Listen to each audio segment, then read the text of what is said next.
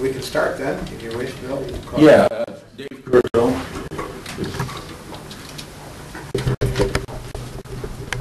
Right up here, Dave.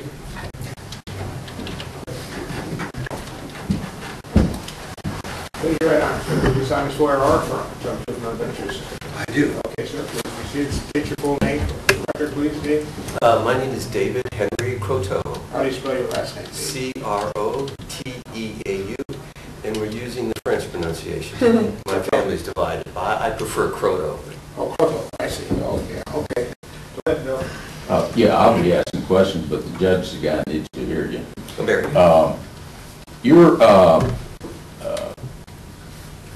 You're active with the Occupy Tucson group. Would that be correct? That's correct. As early as sleeping there tonight, last night. Incidentally, were you involved with the initial organization of the group in Tucson? Yes, I was. I was at the very first General Assembly and the subsequent General Assemblies, as well as a meeting with city officials the 3 days prior to the first occupation at Armory Park. Could you just, in a sort of a little short bit, maybe give the judge some information about your political activity in the background and history and citizen activities? Yes. I'm a lifelong Tucsonan judge, and I have served the community since very young. I entered the Army in 1969 and served 2.5 years. When I got out, I was invited to join Vietnam Veterans of America, Chapter 106, and was its third president.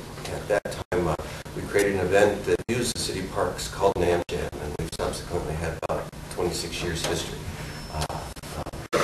I've been credited with the founder of Nam Jam, and it was to gather Vietnam veterans together to help stop suicides of our returning veterans. I first heard about the Occupy Washington, D.C. Following an event that happened last December 16, 2010, when 135 veterans chained themselves to the White House in protest to the war in Afghanistan and Iraq. These veterans subjected to civil disobedience that started the wave. The next day, the events that happened across the world are prompted by a young man who started himself on fire. Vietnam Veterans of America were not a part of this, but Veterans for Peace are. I have joined Veterans for Peace, and it's been with Veterans for Peace that I kept in contact with those organizers who established the Occupy event that was in Washington, D.C., starting October 6th of 2011. And it was following the thread and information of this group that I recognized the connection to Occupy Wall Street that occurred in September. And having watched the political movement and wanting to participate, I was at our first, when I heard about the General Assembly for Occupy Tucson, I was at that first General Assembly representing Veterans for Peace. And Veterans for Peace, like they have declared nationwide, are standing in solidarity with the Occupy movement. I was made the vibes keeper at the first General Assembly and have maintained a presence in the Occupy Tucson's Peacekeeping and Security Working Group. Dave, what's the vibes keeper? What's that? A consensus form of meeting management, even formal consensus. People are assigned roles rather than a chairman who runs the meeting. So we have facilitators, we have note keepers, we have greeters. There's about 6 or 7 defined roles. And vibes keeper is to observe the meeting and see where someone's point might be missed because they're shy and not there, or that somebody is overbearing and needs to be reminded of the need for being at peace and discussing our meeting in a respectful way. So at the initial meeting, do I have it, a group of citizens got together who were wanting to do an occupation to bring issues forward similar to what you had seen occurring in other parts of the country? Absolutely. The first General Unisource building on private property. And after about an hour into the meeting, it was moved to Vente de Augusto Park. And the purpose of the First General Assembly was to establish our solidarity with the Occupy Wall Street movement. And the startup date would be similar to startup dates of occupations around the world. And approximately how many people attended that first? The first General Assembly, we had about 100. The second General Assembly, when it was held at Vente de Augusto, we had about 200 to 250. Okay. And this was before tents went in and before the occupation itself occurred? Correct. It was October 9th that the second General Assembly was held, and the intention and the agreement was to occupy Armory Park. Our original consensus was Vente de Augusto, but when the issue of Tucson Meet Yourself was brought into existence, the community didn't want to interfere with the community at large, so it was moved to Armory Park to accommodate that. Okay, so let me see if I'm following this. The initial plan was to utilize the Vente de Augusto Park. Correct. And was that related to the visibility, the location of that park? Yeah, absolutely, because of the sentiment with Occupy Washington, D.C. being in the hub of our city center's core was there. In addition, that second General Assembly had the organizers of Tucson Meet Yourself to address our General Assembly. And the woman was there very much in solidarity with us, but was concerned about our occupying it. And it was her concern that the location was moved to Armory Park prior to our first occupation, which was the 15th of October. Okay. And during this process, had you all been in consultation with the city or the police to let them know what was occurring? Numerous attempts were made when a captain, I believe, came to the Occupy General Assembly on the 9th, stating that he would be the liaison, and we expressed our interest in working with the TPD at that General Assembly that was at Vente de Augusto, because we were asked by police and the security at the Unisource building to move to City Park. So we established with a captain at that time.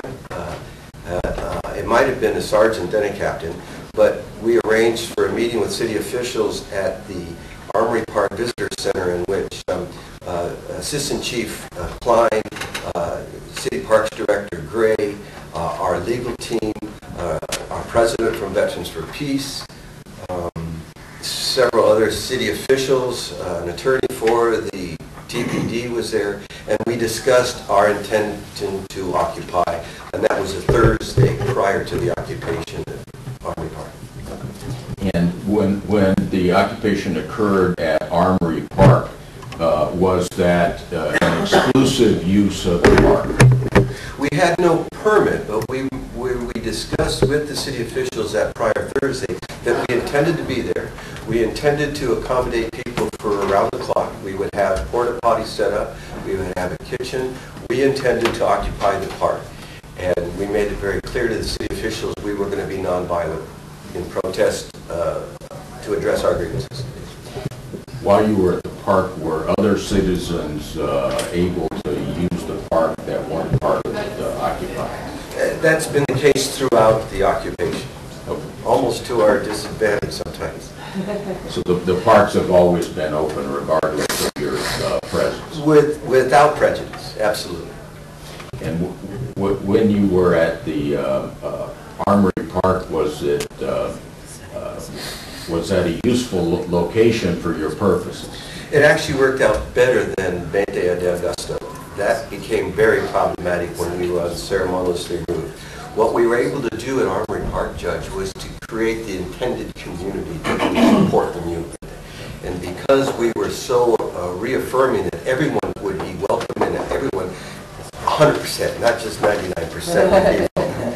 And because of that, that was the standard from the beginning. What were the issues and that the group was concerned with, that they were trying trying to be involved with politically relating to the common good of the society?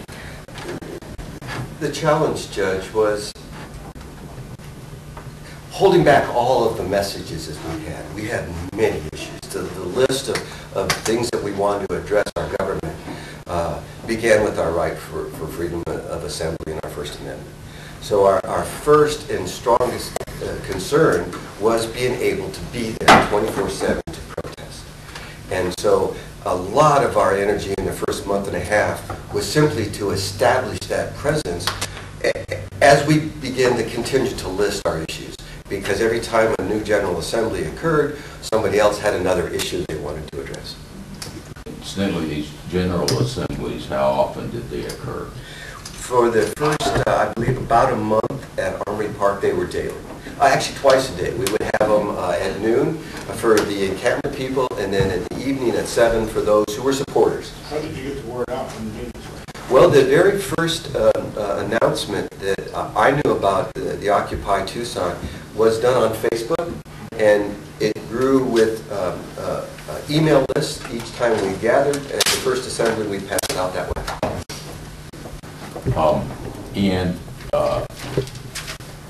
While you were at the park, were there political signs at the park relating to certain issues? The energy and desire for people to message was profound. And there was actually a working group. One of the first ones formed was the art working group, that we would have sign material and paints and materials. And that was very much an involved activity from the day one. We were making signs and protesting. And in addition to being at the park, was the park a locus for marches and protests and disseminating the information to a wider community? As that has been the case throughout this. We have had protests this morning at the bank. The Center for Protest has been sometimes been taken advantage by people like MoveOn.org and the other organizations that want to get on the bandwagon, that this protest has galvanized citizens across the country. So yes. When you were at the park, among the working groups, did you have IT, a technology group there? From day one, IT working group has been an integral part of both our Occupy, and it keeps us connected to both that Washington, D.C. occupation that started on October 6th, as well as occupiers nationwide. So IT has been essential. We often have live streaming of our General Assemblies, but certainly have continued to build a thread of the Occupy movement and our local protest on that, using the information technology component and working group. Okay.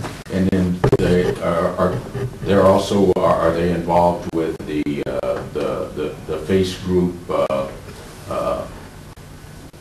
link that lets the wider audience that is participating with Occupy know what's going on?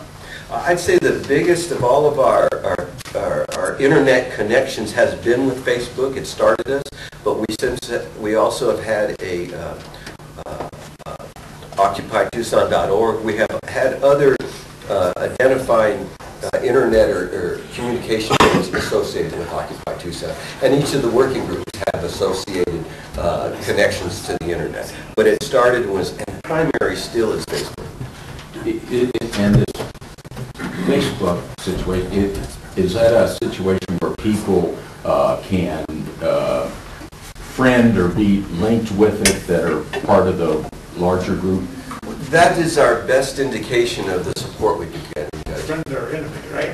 Well, there's not foes in this case. You know, I for years was a commenter on the Stars with. Girlfriend, boyfriend, breaking up, that would be not so friendly. I'm answering a technical question because Facebook has a friend process, and what our numbers added up within, I'd say within the first month and a half, 8,000 people who friended us. So that's essentially part of a wider network that you're communicating with and is going to your site to get information. And the way we know that success in those numbers is the support we've got from people who are not occupying. I've boldly said there's 1,000 for everyone that's sleeping that support us. And it's probably in the hundreds per person that's actually sleeping in the park. And because the things that we need just seem to show up when supporters wanted to come and bake a cake for us or cook a whole soup meal. And that's been the continuous support of Occupy, is supporters who have come out, have read our threads, seen what our needs were. When we needed more tents arrived through that network. Were there other groups that use Armory Park while your group was present? You know, there's been several associated.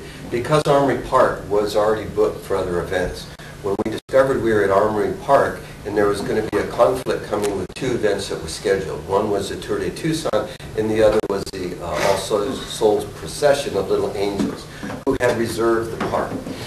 At our General Assembly the week before the All Souls event was scheduled, the organizer there came and said that we could share this park. They didn't need a whole lot, and quite frankly, they needed volunteers. So at the General Assembly, we heard the concern of the organizers of the Little Angels Procession, and we had organized support of that we would move the tents to accommodate their reservation with the park in a good way.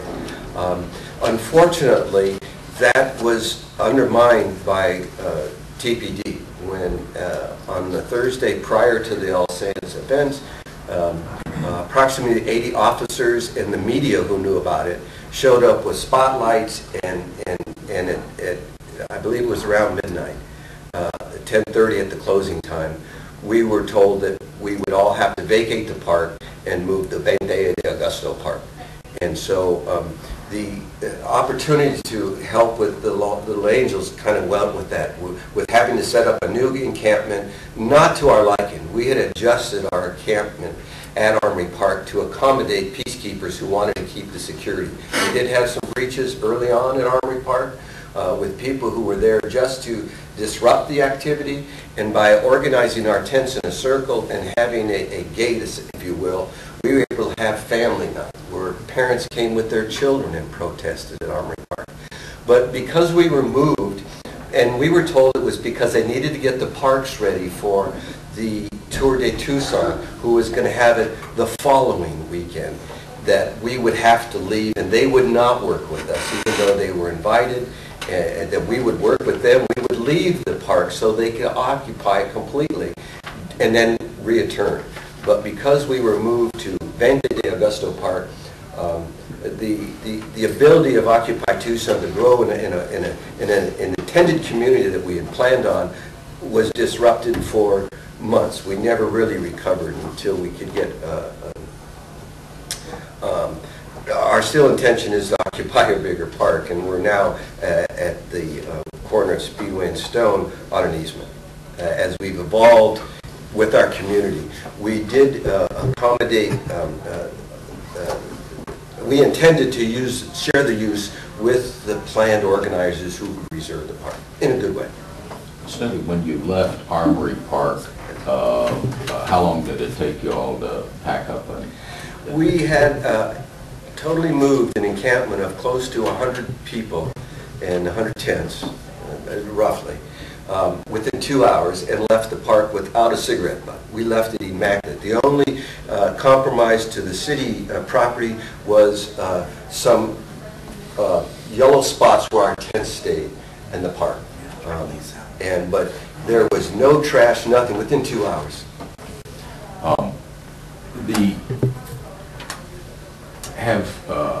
During the occupation, did events occur after 10:30? Oh, absolutely. We had, one of the things we discovered with the Occupy Tucson, that people in different lifestyles were attracted to us. And some are up all night, some are up in the daytime. We had around-the-clock activities.